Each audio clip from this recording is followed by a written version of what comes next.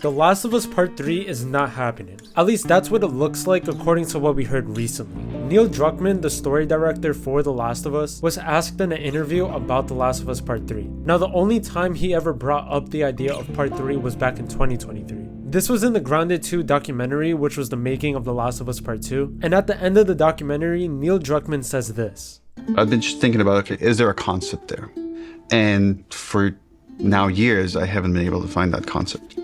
But recently that's changed. And I don't have a story, but I do have that concept that to me is as exciting as 1, as exciting as 2, is its own thing, and yet has this through line for all 3.